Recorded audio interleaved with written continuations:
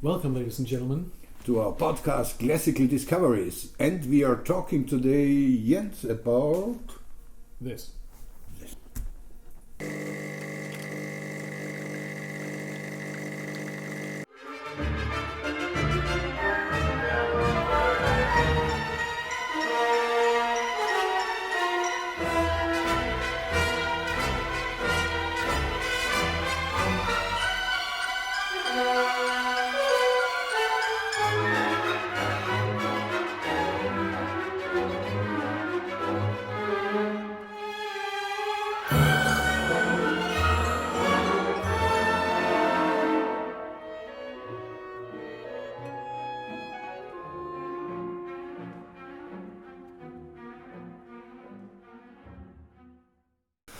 Okay, and Alexander Zemlinsky, I would not really expect him or remember him as an opera composer. No?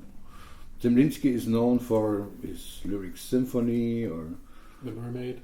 The Mermaid, yeah. Uh-huh. But in the fact, we have here 5 complete opera recordings of this wonderful, amazing composer from Vienna, who was born in 1971 and died in 1942, yes. I have to say, a long time, Zemlinsky really had a hard stay in the concert repertoire. There was really not big interest on him. Well, like a lot of these late romantics, he was squeezed out by the resurgence of Mahler, whom he, of course, knew quite well. But the music is so luscious and it's so good that he's been on the fringe at least.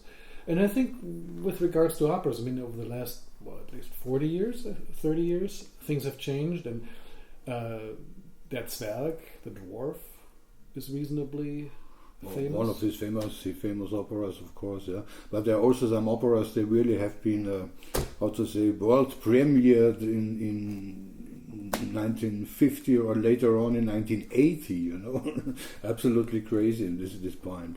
I think he really had a hard life, in general. Well, it couldn't have helped to be a Jew in the Nazi regime and then die in 1942. There wasn't going to be a resurgence, not an immediate resurgence anywhere of the repertoire, and whatever there was banned for the longest time, and then it had to reassert itself, which is difficult when there's already an established repertoire and new music coming into play to find room for someone that people hadn't heard of. And he had the bad, unlucky thing that he was a very small one. I mean, the dwarf of the opera, that's him. He was the dwarf of the opera, exactly, and he was such in a love to Alma Mahler, Werfel. Oh, yes, well, that's probably his claim to fame. At that time he just was Alma. Schindler. Thank you. Yeah, that's probably his claim to fame for a lot of people, that he was the teacher and probably first lover, or at least first love interest of Alma Mahler's, that he supported her composing, that he at some point was thinking of maybe sending her to Schoenberg. Yeah. And there are people who think that if Alma Mahler only had gone to Schoenberg, she could have been sort of the female Alban Berg, which may or may not be true. And of course he was desperately in love with her, and she considered him to some degree because he was very supportive, but then I think she said, unfortunately, he's just so ugly. Yes. I'm sorry to say it, yes, but it's just but he married later on, another wife, but I think till his end of his life he was suffering. And if you look at the marriage history of Alma Mahler, you might say that he got away with one, Would he have been happy to marry her? I wonder. I mean, Alma was just a society girl. She likes the big parties, the balls in Vienna and all the things, and Zemlinsky was more the covered composer, stayed a bit more hidden from the society. And they say that Zemlinsky said to her, you either can be a composer or a society girl, but you cannot be both. So she decided to be a society girl. Yeah, for the longest. She was 17 at the time when she started with him. Yeah. And then 5 years later she married Mahler, who was definitely also not a society man. Yeah. But she still got her composer. Yeah. Okay, ladies and gentlemen, you see there are a lot of interesting, tricky boulevard stories from Vienna at the time. But we concentrate now on his wonderful operas. His first big success was this Zarema opera, premiered in Munich, and Gustav Mahler get attention to it in the time when Gustav Mahler was already the director of the Vienna Hofopera. And then he wanted to get this Zarema opera to the Vienna opera to get performed, and Zemlinsky asked him, come on, let's do another opera. I think it was also because he would get more money and so on. And therefore he made a beautiful romantic piece under the name Es war einmal, or Once Upon a Time. Not in the West, but once upon a time. No. And this opera got performed in 1900 under the direction of Zemlinsky himself. And if we are talking just about how romantic and beautiful all this music, we can listen now a bit. It's like, I would say, Hansel und Gretel #2. It's a fairy tale, a story with a big romantic sound from Mr. Zemlinsky. And we listen now about this.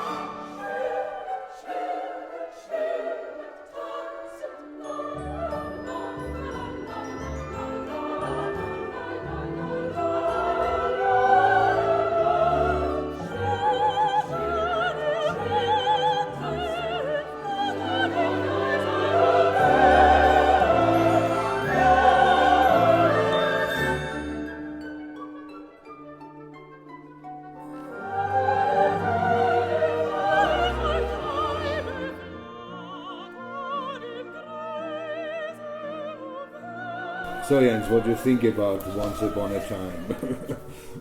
Well, I mean, it's Zemlinsky really took what Wagner left of music and wrung the last bits of chromaticism out of it.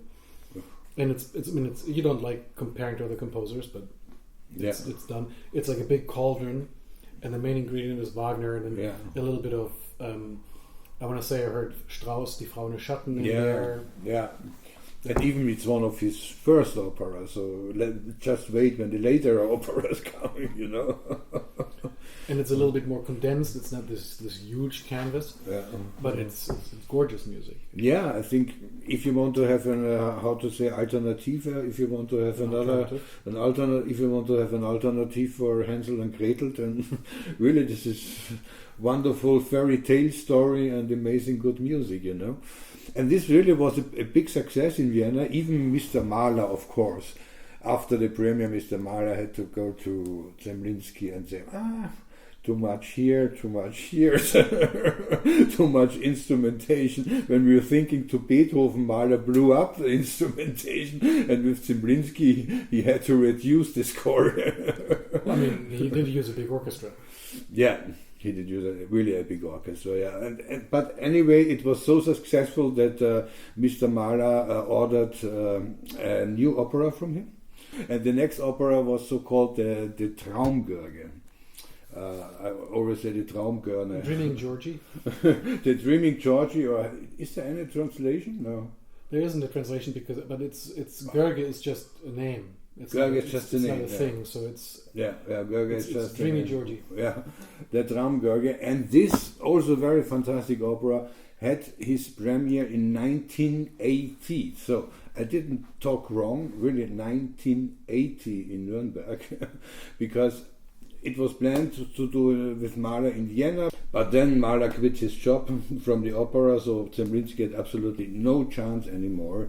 to get premiered this wonderful opera. But anyway, he became, after many different other cities or so, finally he became the German National Theatre in Prague. This Deutsche Nationaltheater was mostly sponsored by rich Germans in Prague, so they had enough of money. But also there he couldn't not premiere the Traumgörge, because then comes the First World War, and he had to go to Berlin. Yeah. But this is also a kind of not fairy tale, but more a fairy tale for adults. And his sound or his music language in that piece sounds like this.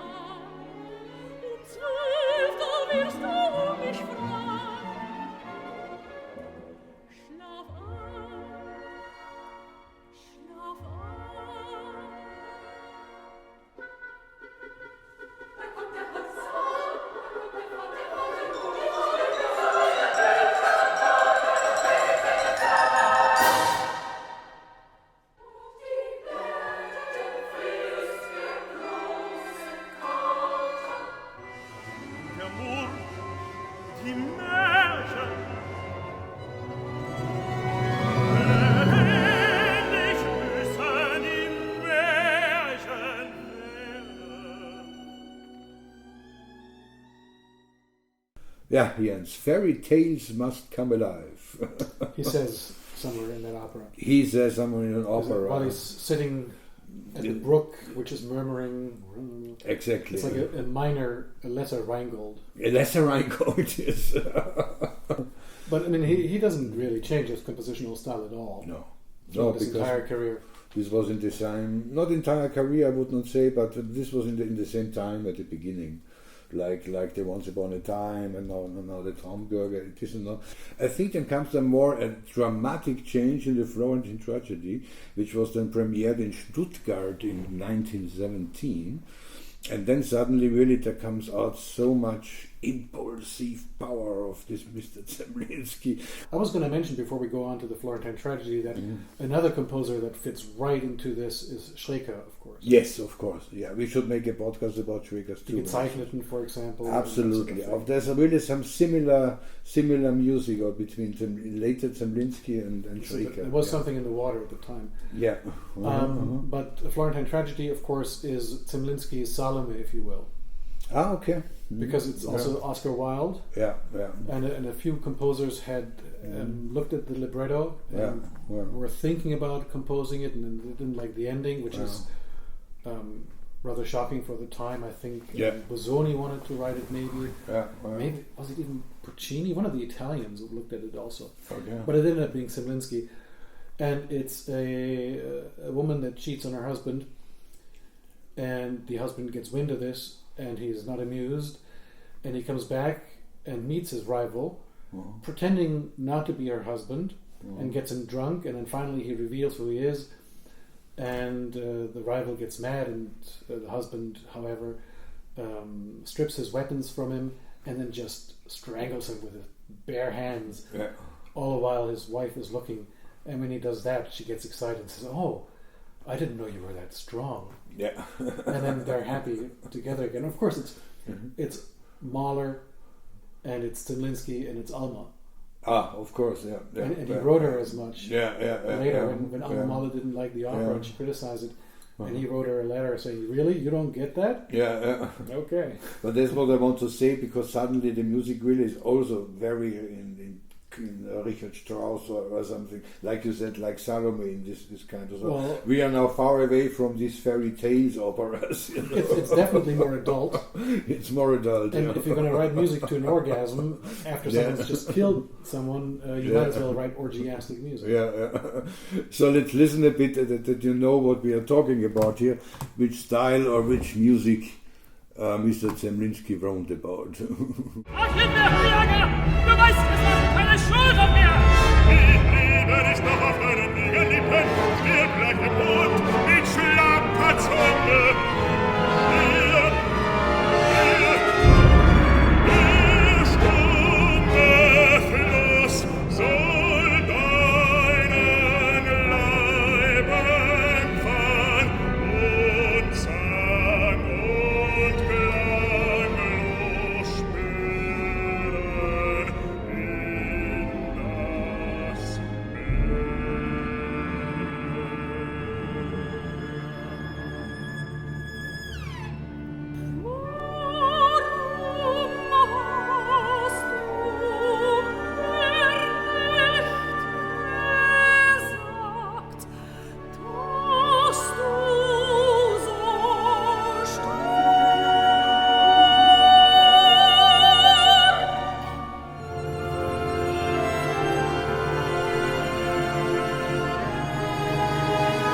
So this is really now completely other sound here, as other action than the fairy tales operas.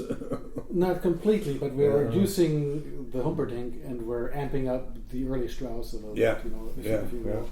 So after Florentine Tragedy of this one-act opera, he then wrote his still now most famous opera in 1922, the Dwarf.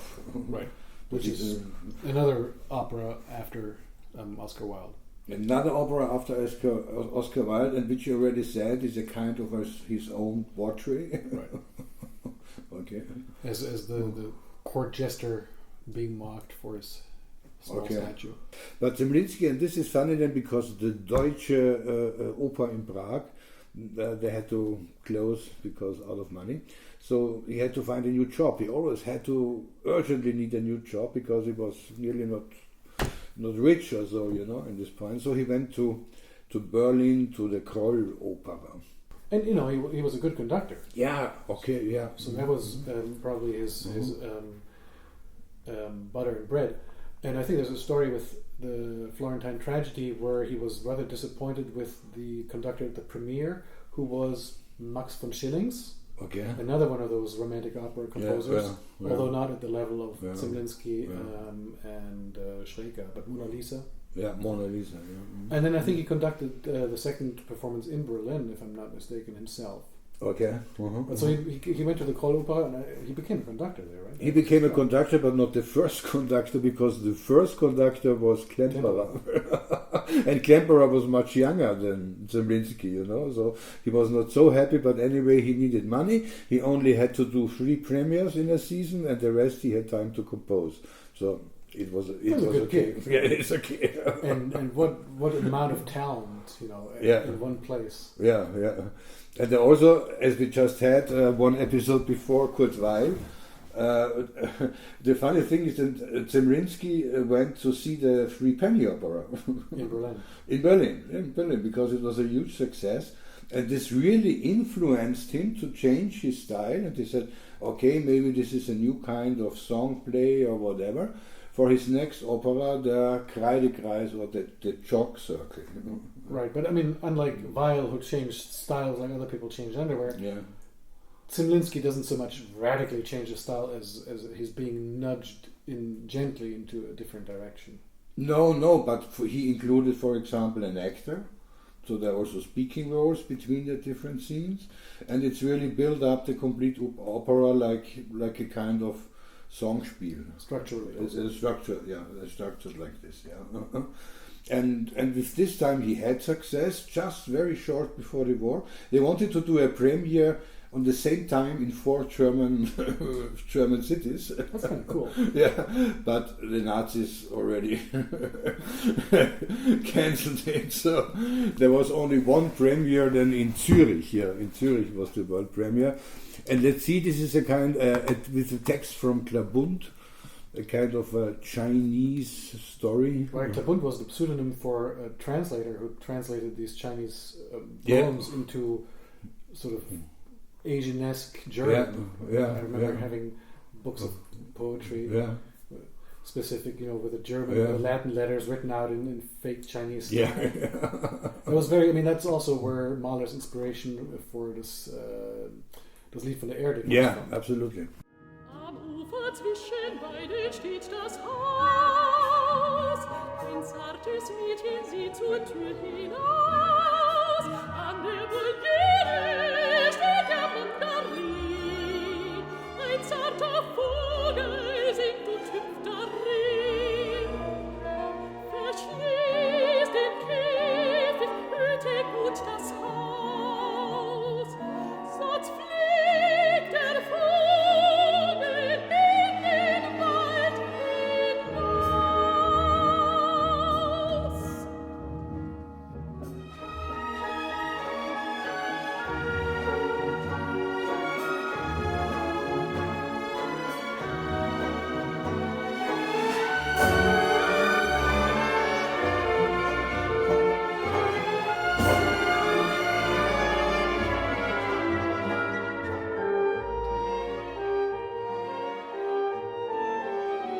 Yeah, this is the perfect marriage of chinoiserie and Western lyric romanticism. Yeah. And the pentatonic scales you mentioned, the imitation of the reed flute, and I can just listening to this imagine an incredibly inappropriate staging.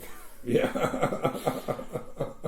No, anyway, this Kreidekreis had all his operas finally had absolutely no success anymore because he had to immigrate. With very difficult way to the United States, And Zemlinsky really was a person. This touched him so much that he never really come up again to make great creativity in music or so. When he died in 1942, he didn't have that much time either. Yeah, I mean he died because he was so disappointed and really hurt about all this what happened. And then he'd been a big shot. And then he comes to the United States, and it was difficult for the best of them, and very few had the success that a Korngold had, or a Weill. Yeah. And if you weren't going to change your style, I mean, although how tempting is it to think what Zemlinsky, if he had the personality to do so, would have been in Hollywood? Yeah, of course. Yeah. I mean, I could see some very nice romantic swashbuckling pirate movies with a Zemlinsky score. It would have been terrific. And also later on, then his brother-in-law went to America and had Arnold Schoenberg, and had 10 times more success than Zemlinsky. Yeah. Right, but he who married Mathilde.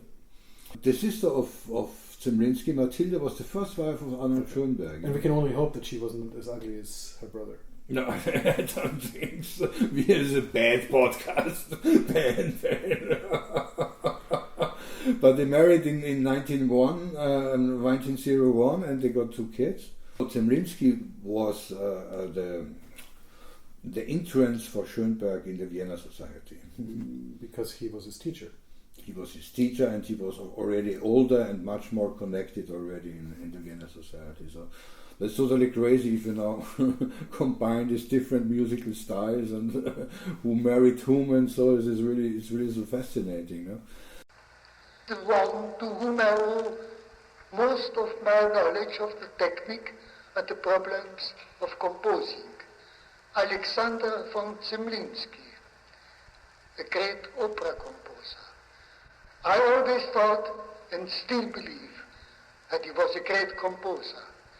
Maybe his time will come earlier than we think. One thing is out of doubt in my opinion. I know not one composer after Wagner who could fulfill what a theater demands with better musical substance than he.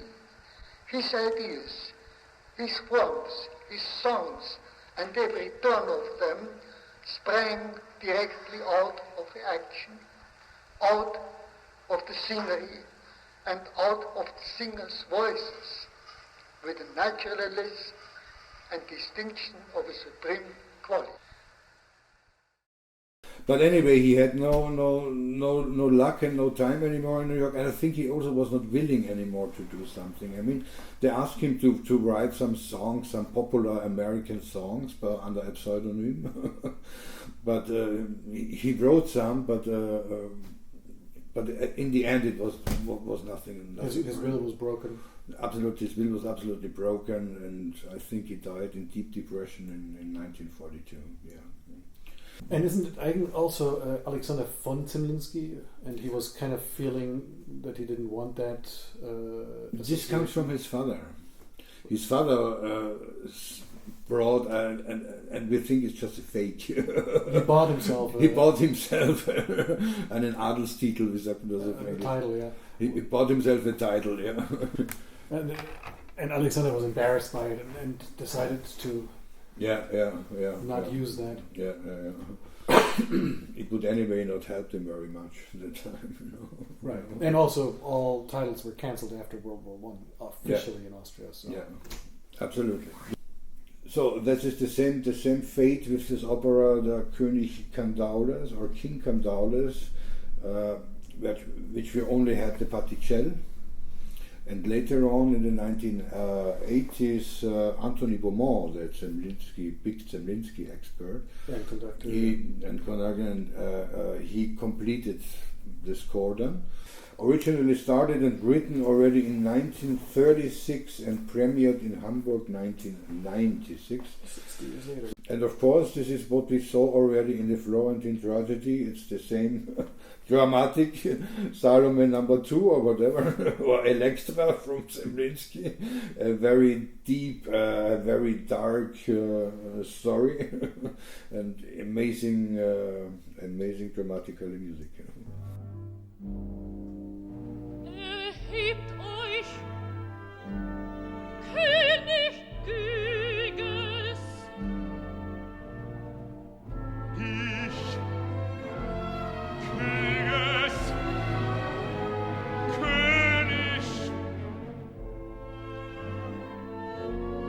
Mein Gemahl und ich nicht Königin.